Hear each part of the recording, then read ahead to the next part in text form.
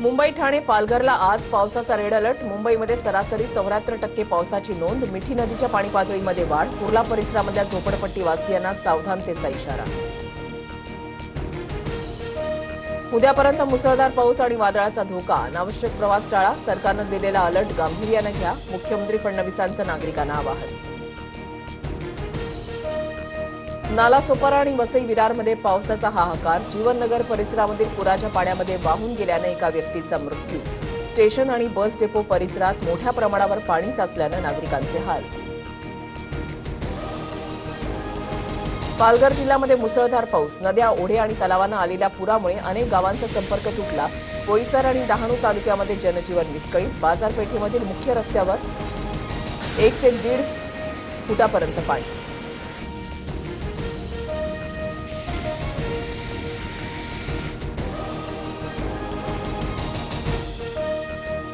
पावसामुळे राज्यभरात झाडांच्या पडझडीचं सत्र सुरूच। मुंबई, ठाणे, पुणे, नाशिक, अमरावती, साताऱ्यामध्ये झाडं कोसळण्याच्या घटना। वाहनांचं मोठं नुकसान तर काही ठिकाणी वाहतुकीवर परिणाम। मुसळधार पावसामुळे भांडूपमध्ये रस्ता खचला। सोनपूर परिसरात खोदकाम सुरू असलेल्या परिसरामध्ये रस्ता खचला तर मुंब्र्याच्या संजय नगरमध्ये ही भिंत कोसळल्यानं 3 घरांचं नुकसान। सुदैवानं जीवितहानी नाही।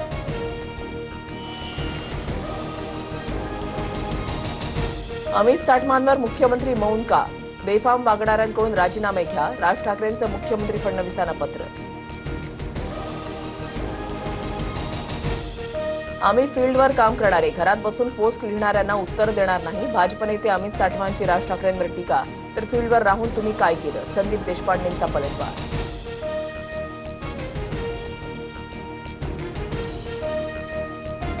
मौत के सौदागर, भाजपचा क्रूर चेहरा समोर। संजय राऊतांचा ट्विट करत अमित साठमांवर घणाघात। तर बोलण्यामध्ये कधी कधी वेगळा संदर्भ असतो। साठमांच्या बोलण्याचा चुकीचा अर्थ घेतला गेला। बावनकुळेंची सारवासारव। वरळीच्या 7 बाऱ्यावर कोणाचंही नाव लिहिलेलं नाही। पुढे काय करायचंय वरळीकर ठरवतील। सचिन अहिर यांचा आदित्य ठाकरेंवर निशाणा। तर गिरणी कामगार बेस्ट संपाच्या भूमिकेवरून शिंदेंचं आकर्षण वाढलं। अहिर यांची प्रतिक्रिया। टीईटी पेपर फुटी प्रकरणी आग्र्यातून 3 जणांना अटक। महिम पत्रण कंपनीतून प्रश्नपत्रिका प्रिंट केल्याचा आरोप। प्रकरणामध्ये आतापर्यंत 10 आरोपी अटकेत।